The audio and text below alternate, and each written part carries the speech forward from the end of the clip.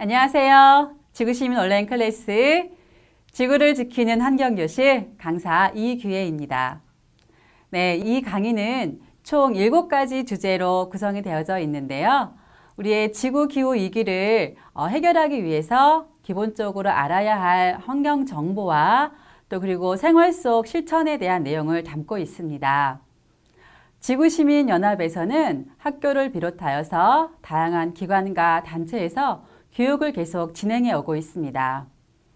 이번 강의는 포스트 코로나 시대를 맞이하여 보다 많은 분들이 온라인 교육을 통해서 환경 보전에 필요한 정보를 갖추고 그리고 지속 가능한 일에 기여하고자 카카오 가치같이 공익 프로젝트 모금을 통해서 제작하게 되었습니다. 컨텐츠 제작을 위해서 프로젝트 모금 활동에 참여해 주신 모든 분들께 감사드립니다. 본 교육이 지구 환경을 좀 더 좋은 방향으로 개선해 나가는데 잘 활용이 되었으면 좋겠습니다. 네, 그럼 첫 번째 강의, 변화하는 지구, 지구의 위기에 대해서 함께 이야기를 나눠보는 시간 갖겠습니다. 네, 우리가 환경적인 측면에서 지금 현재를 바라볼 때 과거의 지구와 현재의 지구를 비교해 본다면 지구는 어떠한 방향으로 변화가 되고 있다고 느껴지시나요?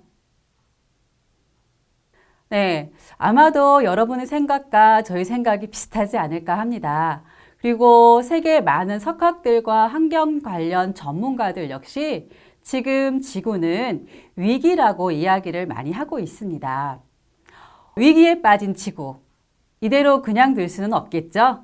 네, 그래서 이번 주제로는 우리가 지구 환경에 대한 현 상황을 명확히 인식하고 지속 가능한 지구를 위해서 어떻게 변화해야 되는지 함께 알아보는 시간을 가지려고 준비를 하였습니다.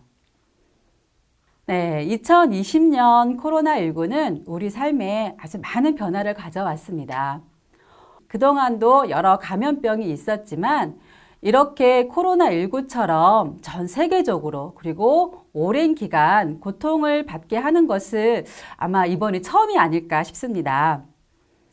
솔직히 이번 코로나19가 마지막이었으면 좋겠지만요. 이대로 계속 간다면 코로나19 말고 또 다른 더 많은 감염병들이 나타날 수 있을 거다라고 전문가들은 이야기를 하고 있습니다. 그러면 왜 코로나19와 같은 감염병이 생겨나는 것일까요? 코로나19를 비롯해서 과거 세계적으로 문제가 되었던 사스나 에볼라 등과 같이 인간에게 치명적인 바이러스 전염병에는 공통점이 있습니다. 모두 야생동물로부터 유래되었다는 점인데요. 코로나19의 숙주는 박쥐와 천상갑, 사스는 박쥐와 사양고양이, 그리고 메르스는 박쥐와 낙타로부터 옮겨졌다고 알고 있습니다. 이러한 바이러스들을 인수공통감염병이라고 부르는데요. 인수공통감염병은 동물과 사람 사이에 상호 전파되는 병원체에 의해서 발생하는 전염병을 의미합니다. 주로 동물에게서 사람에게 전파될 때 인수공통감염병이다 라고 하는 표현을 쓰고 있는데요. 최근에 발생하는 전염병의 75% 이상이 인수공통감염병이라고 합니다. 그렇다면 야생동물에서 유래한 전염병이 이처럼 인류에게 확산되는 원인은 무엇일까요? 많은 전문가들은 이렇게 이야기를 합니다.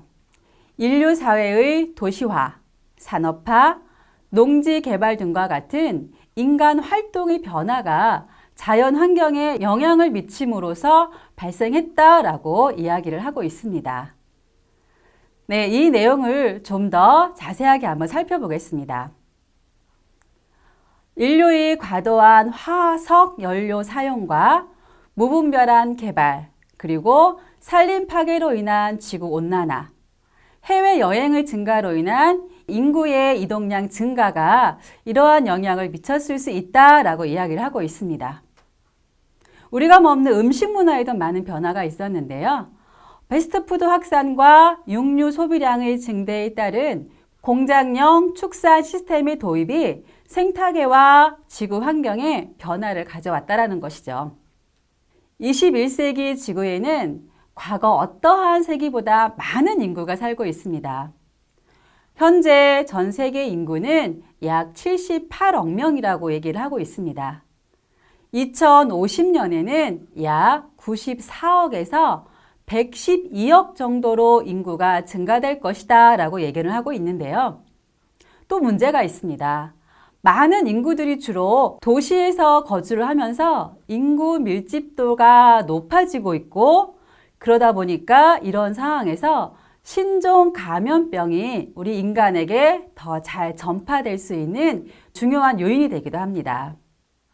그리고 우리가 육류에 대한 인간의 수요가 점점 더 많이 증가하면서 많은 가축이 필요하고, 그 가축이 먹을 사료가 필요하고, 그러면서 숲은 점점 파괴되어 가고 있습니다. 숲이 파괴되면서 서식지를 잃은 야생 동물들은 점점 인간이 사는 곳으로 옮겨지게 될 수밖에 없겠죠. 이로 인해서 인간과 야생동물의 접촉이 빈번하게 일어나고 동물들이 가지고 있는 전염병이 인간에게 전파되기도 하고, 그 과정에서 또 이렇게 변종 바이러스가 생겨나기도 합니다. 대량 축산을 위한 공장용으로 밀집된 가축 사육장의 환경과 인공 사료 사용은 가축이나 동물들이 감염병 관리 측면에서도 아주 큰 위험 요인 가운데 하나입니다. 대규모 밀집 환경의 가금류 농장이나 돼지 농장에서 새로운 인플루엔자 바이러스가 계속 늘어나고 있고요. 그리고 조류 독감으로 인해서 매년 수많은 가금류가 폐사되고 있습니다. 여기서 끝이 아니겠죠? 폐사된 가금류를 땅에 묻음으로 인해서 토양 오염과 더 나아가서 수질 오염까지 영향을 줄 수가 있습니다. 그리고 초식 동물에게 동물성 단백질이 풍부한 인공 사료를 먹임으로 인해서 광우병이 생기기도 하고, 또 이렇게 광우병이 생긴 육류를 인간이 먹게 되죠. 그러면서 오는 악순환이 계속 반복되고 있는 것입니다. 이뿐만이 아니라 기후변화도 여러 측면에서 신종 감염병의 출현과 아주 관계가 깊습니다. 강수와 기온이 증가하면 질병을 매개로 하는 모기와 진드기의 서식 환경이 바뀌게 되는데요. 이러므로 인해서 또한 각종 전염병에 영향을 주고 있습니다. 인간이 이렇게 계속해서 환경을 파괴시킨다면 또 다른 감염병은 계속해서 언제든 생겨날 것입니다. 또한 한번 시작하면 빨리 사라지는 것이 아니라 이번 코로나19와 같이 전 세계적으로 급속하게 전파될 위험성이 높은 것이죠. 최근 10년 국내와 세계적으로 발생한 주요 감염병의 발생 요인과 피해 규모를 살펴보겠습니다. 2009년 신종플루는 세계적으로 18,500명의 사망자를 발생시켰습니다. 2014년에 에볼라 바이러스는 11,130명이 사망하였고, 2016년 지카 바이러스로 인해서 태아 소두증 등 선천성 질환이 3,000건 이상이나 발생하였습니다. 2018년에 에볼라 바이러스로 1,700여 명이 사망을 하였고요. 그리고 2019년 한 해에만 코로나19로 인해서 53만 명 이상이 사망하였고, 지금 이 영상이 촬영되고 있는 이 시점에도 코로나19는 계속적으로 진행 상황에 있습니다.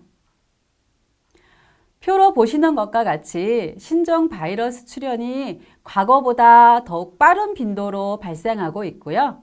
그리고 이러한 것들은 인류의 활동과 삶의 방식이 빠르게 변화하면서 바이러스의 출현도 그만큼 빠르게 생겨날 뿐만이 아니라 전 세계 곳곳에서 전파되고 있는 것입니다. 세계보건기구 WHO에서는요, 신종 바이러스의 원인을 인간 활동에 따른 지구 온난화와 동물 서식지 파괴로 인해 인간과 포유류 간의 거리가 가까워짐에 따라서 바이러스가 창궐하고 있다라고 분석을 하고 있습니다. 그러므로 기후변화는 단순히 환경적인 문제로만 인식할 것이 아니고요. 이제는 세계 공중보건의 직접적인 위험 요인이 되고 있다라고 보고 있습니다. 그래서 많은 전문가들은 인류 생명의 위기로서 인식해서 기후변화 자체를 국제 공중보건 위기로 선포해야 한다라고 이렇게 이야기를 하고 있습니다. 네, 다음 자료 한번 보시겠습니다. 이 자료는 한겨레 신문에서 한국기후변화학회 회원 대상 온라인 설문조사를 한 내용입니다. 설문 결과 코로나19의 발생 원인이 무엇이라고 생각하나요? 라고 하는 질문에 가장 많이 나온 응답이 난개발 등 환경 파괴가 66%로 가장 많았고요. 그 뒤로 기후변화가 51%, 그 뒤로 도시화, 지구화, 공장식 축산, 기타의 의견으로 나왔습니다.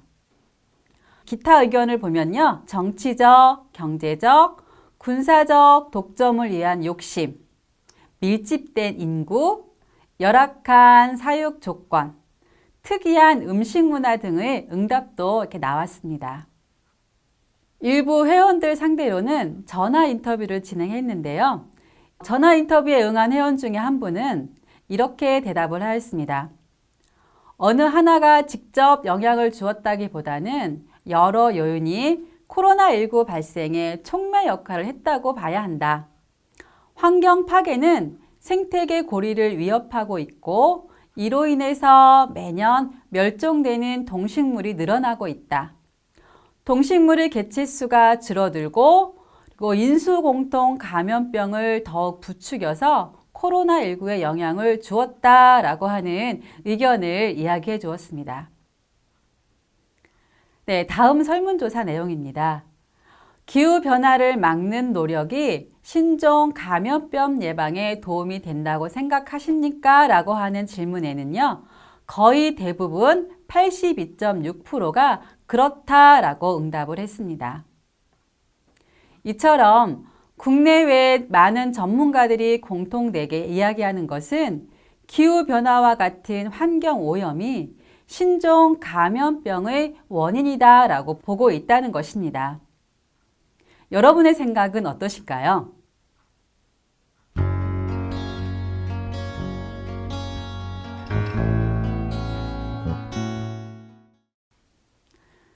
네, 많은 사람들은 지금 이 시대를 지구, 기후, 위기 시대라고 이야기를 많이 하고 있습니다. 하지만 지금부터라도 우리가 좀 더 각성하고 노력을 한다면 충분히 이 기후 위기를 바꿀 수가 있습니다. 지구의 미래는 지금 우리 선택에 달려있는 것입니다. 바른 선택을 하기 위해서는 문제의 원인과 해결책에 대한 이해가 필요하겠죠. 네, 그래서 지구 기후 위기에 대해서 좀 더 구체적으로 들여다보면서 원인과 대책에 대해서 함께 알아보도록 하겠습니다. 네, 근래에 들어서 지구 곳곳에 일어나고 있는 극단적 이상기후 현상을 한번 살펴보겠습니다. 먼저 아프리카를 보시면요. 남아프리카 공화국과 케냐 그리고 소말리아는 폭우와 홍수로 인해서 많은 이재민이 발생하였습니다. 이러한 현상이 일어난 이유는 인도양 동서 지역의 해수면 온도차로 인해서 많은 수증기가 대륙으로 흘러가 기습적인 폭우와 홍수가 발생했고 이러한 폭우와 홍수로 인해서 생활 공간의 파괴와 식량난까지 겹치게 되면서 수많은 이재민과 난민이 발생을 하였습니다. 다음은 유럽 대륙을 살펴보겠습니다. 스페인, 영국, 이탈리아, 프랑스, 네덜란드, 불가리아에서는 이상 고온 현상이 발생했습니다. 영국은 2019년에 이상 저온 현상으로 폭설과 한파가 들이닥쳤습니다. 다음 러시아 시베리아 지역에서는 2019년 상반기에 기록적인 이상 고온 현상과 산불이 발생했습니다. 그리고 시베리아 지역의 고온 현상은 중국과 한국을 비롯한 동북아시아에 기록적인 폭우를 가져왔습니다. 중국 남부 지역은 기록적인 폭우로 홍수 피해가 많이 발생했고, 한국도 2020년 여름 54일 동안 장마가 지속되는 등 역대 최장 기록이었습니다. 미국을 살펴보겠습니다. 캘리포니아주 데스밸리는 2020년 8월 섭씨 54.4도로 지구 역사상 가장 높은 온도를 기록했습니다. 그리고 미국 동북부는 겨울 폭풍과 폭설을 경험했고, 캘리포니아주에서는 5월에 폭설이 내렸습니다. 중남미 콜롬비아 남서부에는 기습적인 폭우로 산사태가 발생했고, 브라질에서도 폭우와 강풍이 발생하며 사망자가 나왔습니다. 호주에서도 얼마 전에 큰 산불이 났었죠. 호주의 상징적인 동물인 캥거루와 코알라가 참혹하게 불에 타서 죽은 모습은 정말 충격적으로 다가왔는데요. 전 세계가 많은 걱정과 슬픔에 빠지기도 했습니다. 이런 산불로 인해서 야생동물 약 10억 마리가 죽었고, 건물 5,900여 채가 전소되면서 산림도 11만 제곱킬로미터나 소실되었습니다. 네, 정말 가슴 아픈 일이 아닐 수가 없습니다. 네, 그럼 이제 지금부터는 우리나라에서 일어나고 있는 이상기후에 대해서 한번 살펴보도록 하겠습니다. 사계절이 뚜렷한 대한민국, 이러한 말이 있었는데요. 이제는 점점 이러한 말도 사라지고 있는 것 같습니다. 봄, 가을은 짧아지고 있고, 여름은 너무 무덥거나 장마나 한파가 지속되는 일들이 빈번히 일어나고 있습니다. 네, 지금 보여드릴 자료는 기상청에서 환경부와 국무조정실, 국토교통부 등 23개 기관과 합동으로 발간한 2019년 이상기후 보고서에 있는 내용입니다. 지난 10년의 한반도 기후를 되짚어보고 대표적인 이상기후 현상을 정리해서 만든 보고서입니다. 자, 이 보고서에 따르면 지난 10년간 우리나라의 연평균 기온은 꾸준히 상승하고 있습니다. 최근 10년간 평균 기온이 13도로 평년 대비 0.5도씨가 올랐습니다. 평균 기온 0.5도 상승? 큰 변화가 아닐 것 같다라고 생각하실 수도 있겠는데요. 정말 그럴까요? 지난 10년간 발생한 폭염과 한파 상황의 변화로 우리나라가 직면하고 있는 상황을 한번 살펴보겠습니다. 먼저 폭염 상황입니다. 33도가 넘는 폭염 일수가 2000년대 평균 10일이었는데요. 2010년대에 15.5일로 150%가 증가했습니다.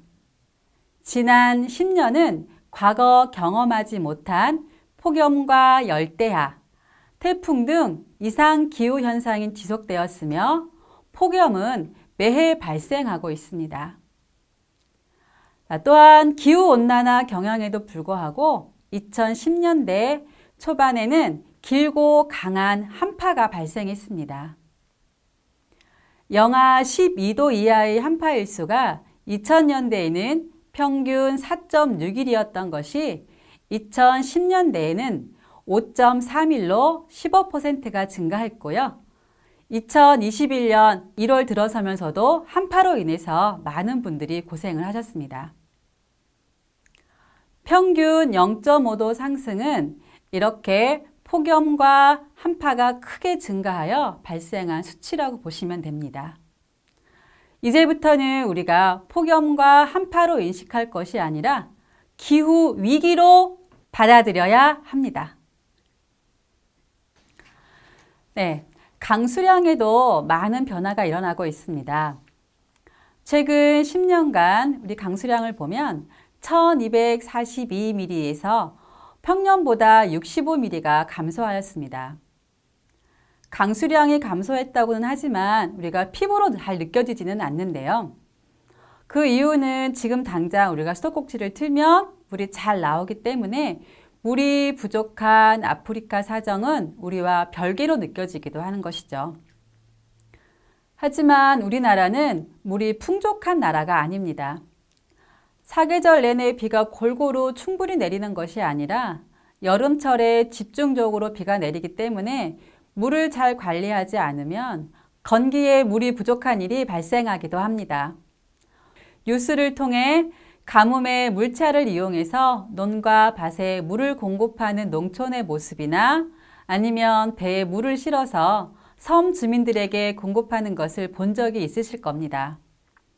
앞으로 이상기후 현상으로 평소 내려야 할 때 비가 충분히 내리지 않거나 필요 이상으로 너무 많이 내리는 현상들이 발생한다면 우리의 일상에도 그만큼 어려움이 생기거나 변화가 일어날 것입니다. 그리고 강수량이 전반적으로 증가 추세라고는 하지만 최근 10년은 조금씩 감소하고 있습니다. 비가 내리는 것이 점점 불안정하게 변해가고 있는 것이죠. 가뭄 일수도 최근 10년 63.1일로 2000년대 54.9일보다 15%가 증가했습니다. 이러한 현상들을 우리가 잘 인지해서 단순히 비가 적게 오거나 많이 오는 것으로 생각할 것이 아니고요. 이제는 이러한 것들을 기후 위기로 인식하고 경각심을 가져야 할 필요가 있습니다. 이상기후 현상이 근래 들어서 눈에 띄게 일어나고 있습니다. 2019년도 이상기후 발생에 대해 살펴보겠습니다. 먼저 연평균 기온은 13.5도로 평년 12.5도보다 높았고요. 2016년 13.6도에 이어서 역대 두 번째로 높았던 해였습니다. 폭염은 2018년에 비해 심하지는 않았지만 북쪽 찬 공기의 영향을 자주 받은 4월과 6월, 7월을 제외한 모든 달의 기온이 평년보다 1.1도에서 1.6도 높았고요. 또한 연평균 기온도 높아졌습니다. 그리고 연평균 누적 강수량은 1171mm로 평년보다 비가 적게 내렸습니다. 반면에 2020년에는 정말 긴 장마로 많은 비가 내려서 이제는 날씨에 대해서 정말 가늠하기가 점점 어려워지는 시대가 되고 있습니다. 태풍 현상을 살펴보겠습니다. 1904년 기상 업무를 시작한 이래 가장 많은 영향을 준 태풍이 2019년도에 한반도를 강타했는데요. 태풍 링링과 미탁의 영향으로 많은 인명피해와 재산피해가 발생했습니다. 특히 태풍 미탁의 경우에는 울진에서 시간당 강수량이 104mm를 기록하였고 이것은 기상관측 이래 시간당 최고 강수량을 기록하였다고 합니다. 네, 이번에는 우리나라에 크게 영향을 준 자연재해 중심으로 이상기후 현상을 살펴보겠습니다. 2019년 1월 1일 새해 첫날 강원도 양양군에 산불이 일어났습니다. 이때 당시 계속되는 건조한 날씨로 인해서 건조주의보가 발효되었고 또 겨울철에 눈이 내리지 않아서 겨울 가뭄을 맞고 있었습니다. 1월 강수일수는 2.8일로 역대 최소를 기록했습니다. 이러한 가뭄과 건조한 날씨로 산불은 걷잡을 수 없을 정도로 크게 일어났으며 20헥타르 규모의 산림이 잿더미가 되었습니다. 4월에는 이상 저온으로 봄에 꽃이 피는 시기를 맞추지 못해서 3년째 벚꽃 없는 벚꽃축제가 이어지기도 했습니다. 그리고 과수의 눈꽃이 얼어 과일 생산에도 막대한 차질이 있었는데요. 이렇듯 농작물과 밭작물에도 많은 피해가 발생했습니다.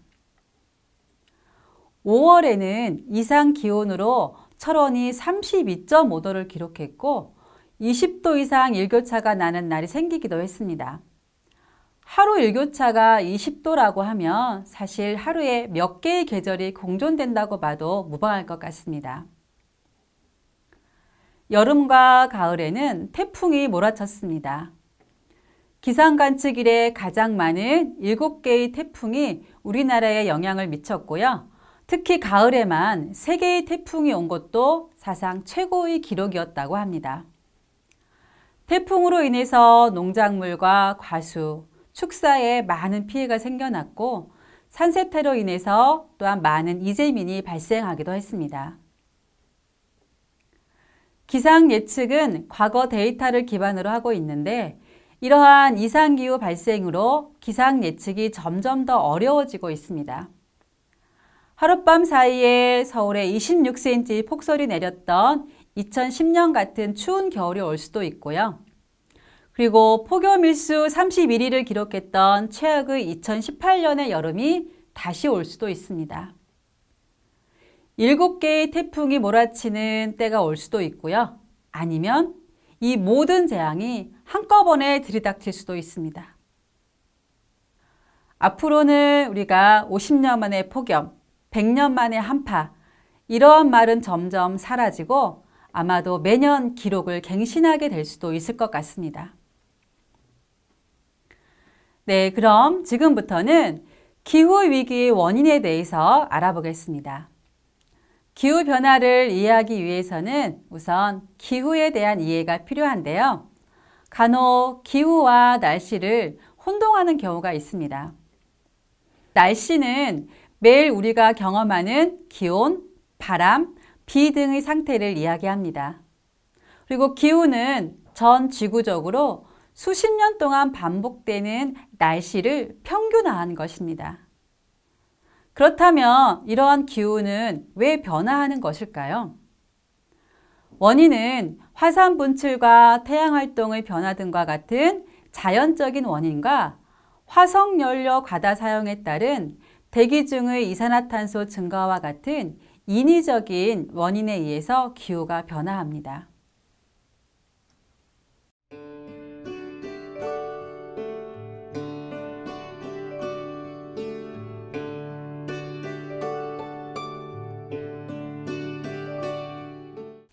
지금부터는 인류의 활동과 기후위기는 어떠한 연관관계가 있는지 한번 알아보도록 하겠습니다.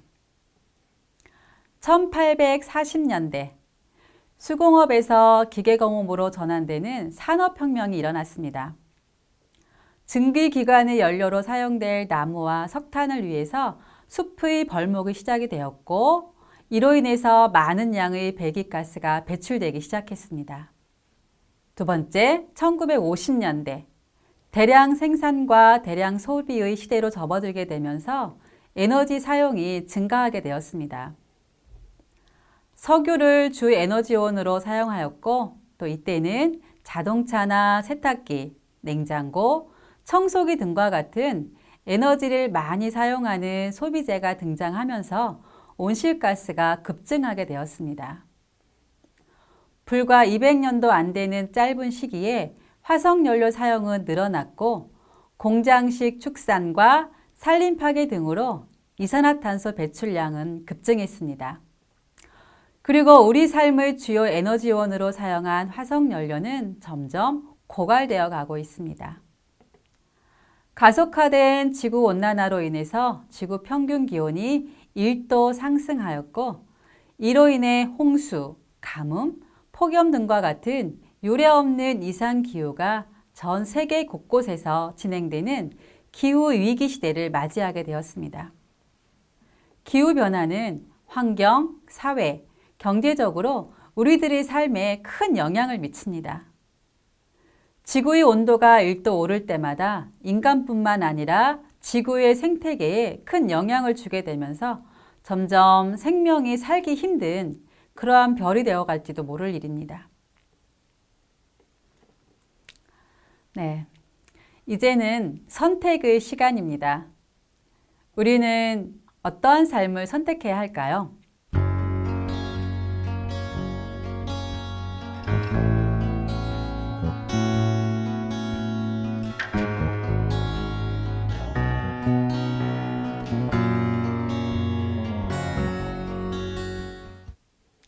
지금의 코로나19와 같은 신종 감염병과 기후위기는 우리 인류의 활동으로 인해서 벌어진 일임을 우리는 알아야 합니다.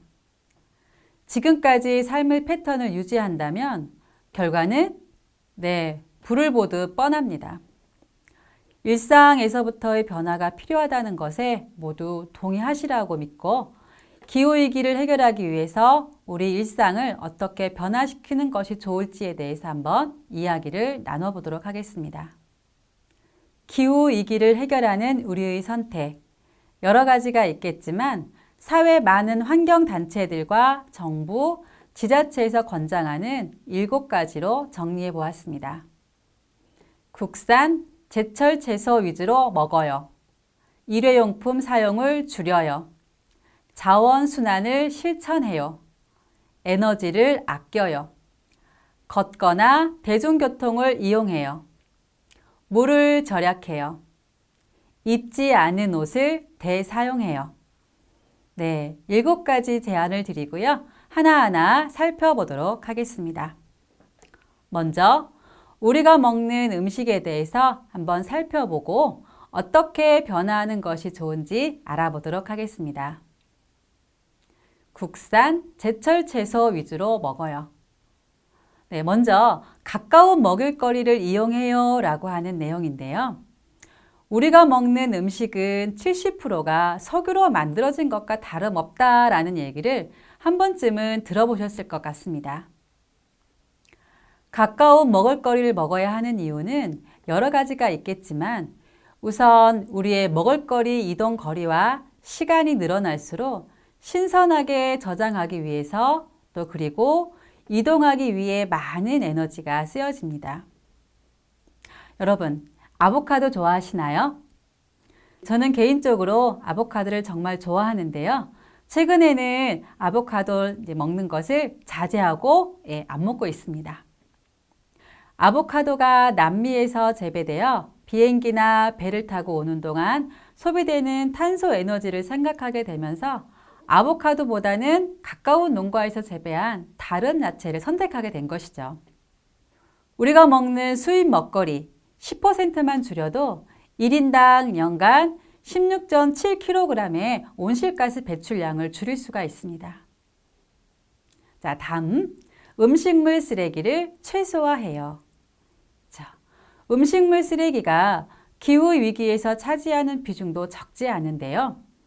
생산된 음식물의 3분의 1이 그대로 버려지는데 음식물 쓰레기로부터 발생하는 메탄가스의 양이 전체 온실가스 배출량의 8%에 이른다는 연구도 있습니다.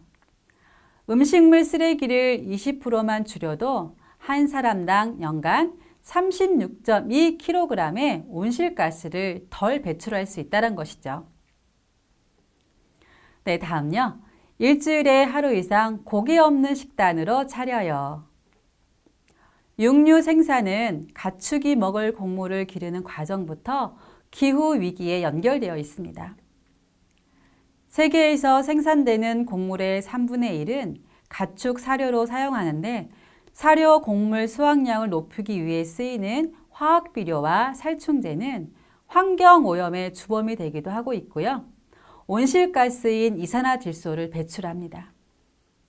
그리고 사료 곡물 재배를 위해 산림들이 사라지고 있고 산림이 줄어들수록 기후위기를 늦출 온실가스 흡수도 어려워집니다. 또한 소가 내뿜는 가스와 트림, 이와 같은 메탄가스를 배출하는데 이것은 이산화탄소보다도 온실 효과를 21배 더 일으킵니다. 육류 소비를 조금씩만 줄여나간다면 지구 환경 회복 속도도 그만큼 빨라지겠죠? 다음으로는요. 일회용품 사용을 줄여요. 우리가 사는 세상을 어떻게 보면 플라스틱 세상이다 라고 해도 과언이 아닐 것 같습니다. 생활 속 곳곳에 플라스틱이 없는 곳이 없습니다. 지금 계신 곳도 둘러보시면 플라스틱이 많이 있을 건데요. 이러한 플라스틱으로 인해서 우리의 삶이 좀 더 편리해졌지만 우리가 매년 만들어내는 플라스틱 쓰레기의 양은 약 2억 7,500만 톤이라고 합니다.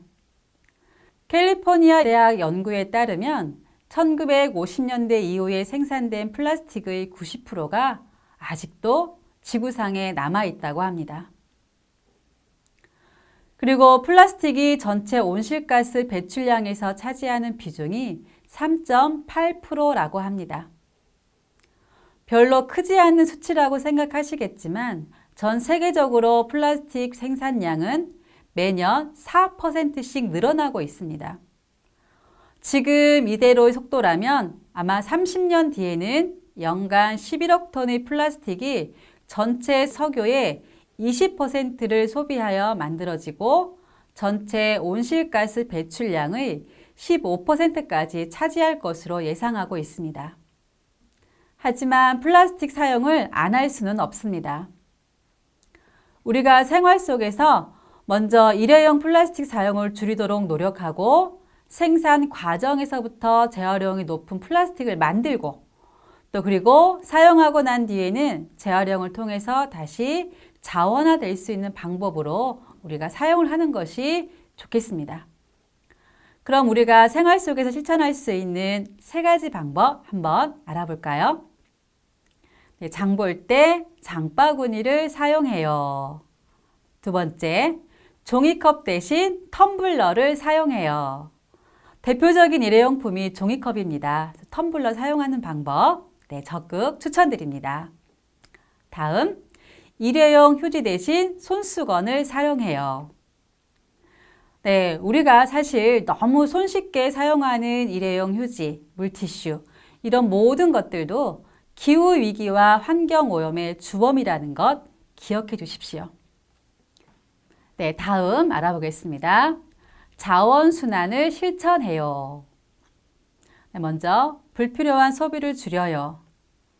네, 요즘 홈쇼핑, 쏟아지는 택배, 소비의 시대로 접어들면서 우리들은 정작 필요에 의한 소비보다는 욕망에 의해서 소비하는 것이 점점 늘어나고 있습니다.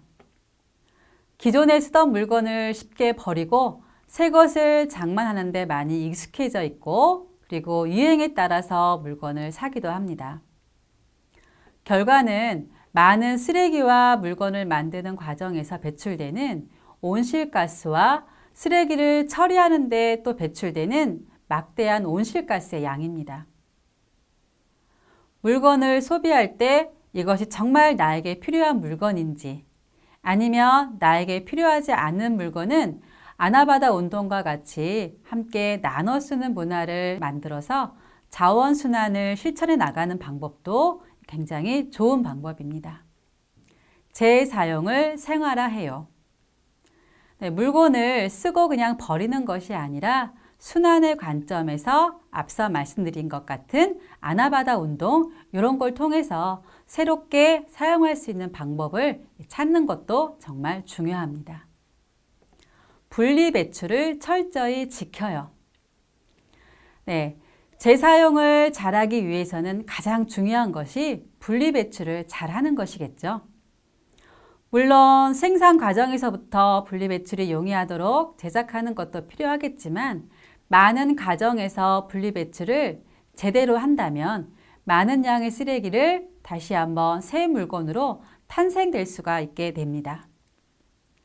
쓰레기를 버릴 때 한 번만 더 생각하고 분리배출을 한다면 기후위기를 막는 아주 좋은 방법일 것입니다. 다음, 에너지를 아껴요. 방법은요, 사용하지 않는 플러그를 뽑아요.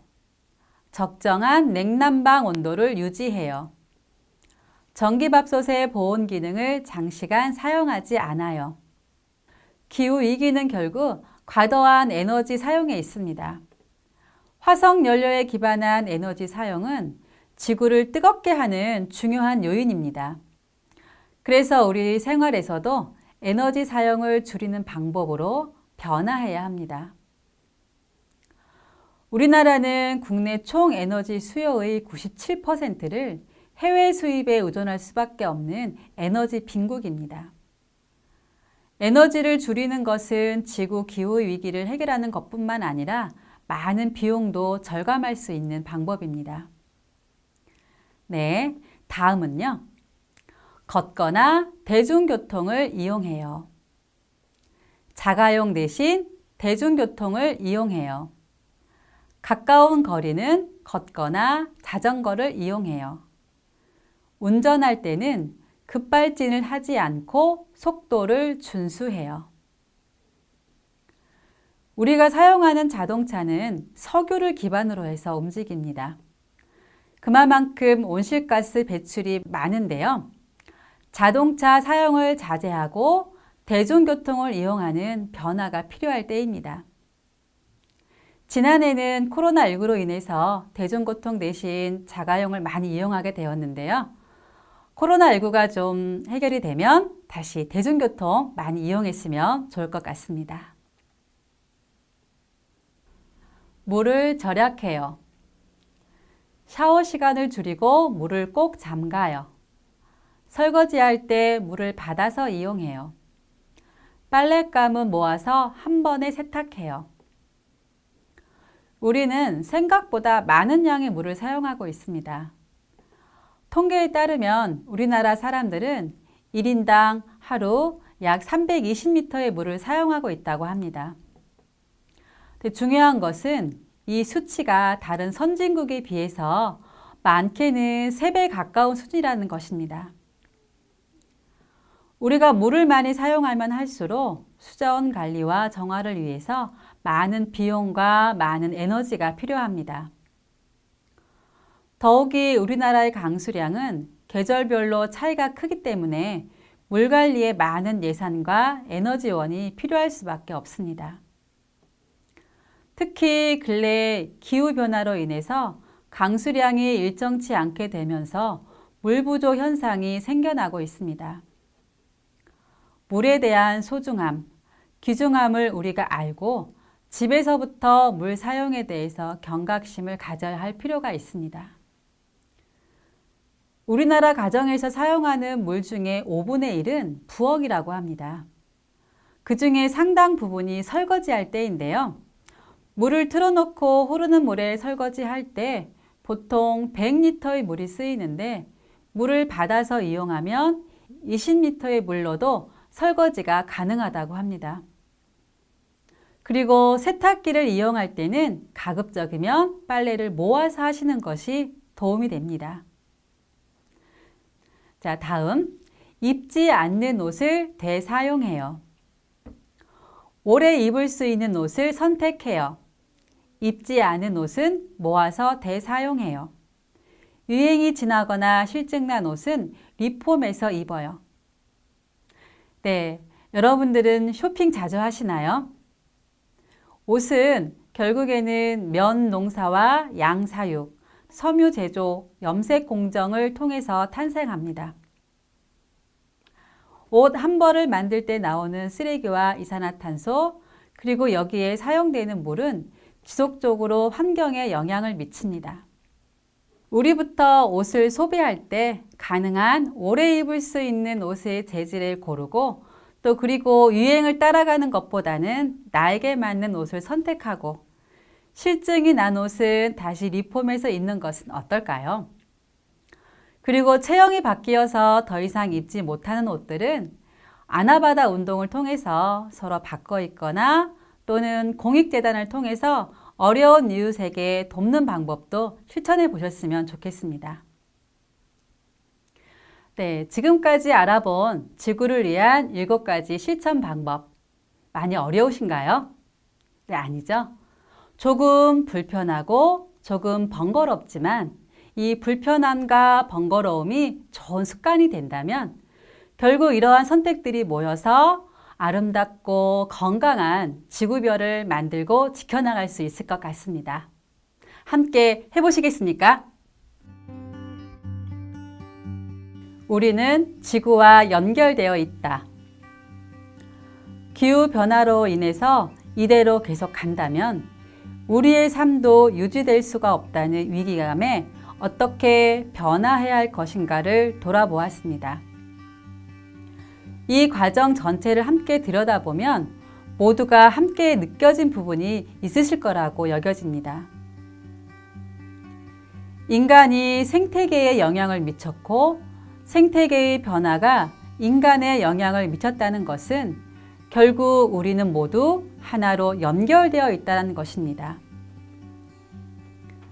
지구와 지구에서 살아가는 나, 그리고 많은 생명체가 모두 하나라는 마음을 회복하고 그 관점에서 삶의 여러 가지 선택을 한다면 지구의 모든 생명체가 함께 공생하는 길을 만들어갈 수 있지 않을까요?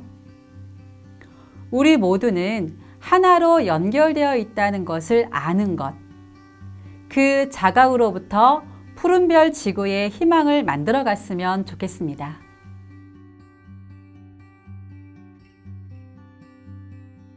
생명으로서 우리는 모두 지구와 연결되어 있습니다.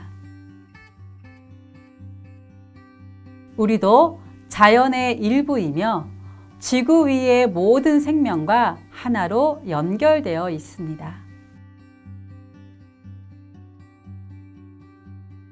모든 것이 하나임을 아는 데서 모든 것을 사랑하는 마음을 행하는 사람, 바로 지구시민입니다.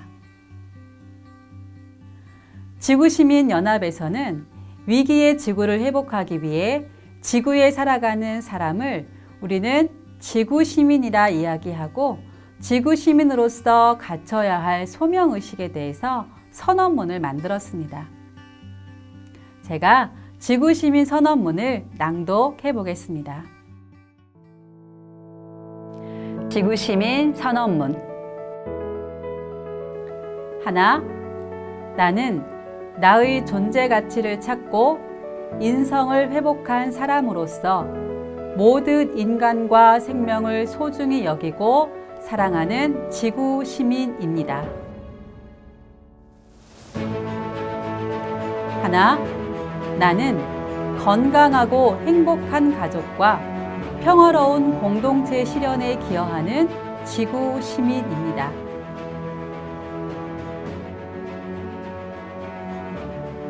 하나, 나는 국가와 인종, 종교를 초월하여 모든 인류가 한 가족처럼 살아가는 지구촌을 위해 살아가는 지구 시민입니다.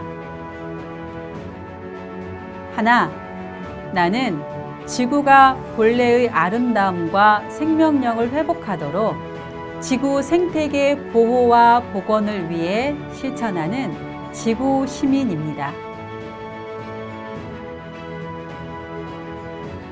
하나, 나는 인류 의식의 진화와 새로운 지구 문명 시대의 도래를 위해 1억 명의 지구 시민을 양성하는 일에 동참하는 지구 시민입니다.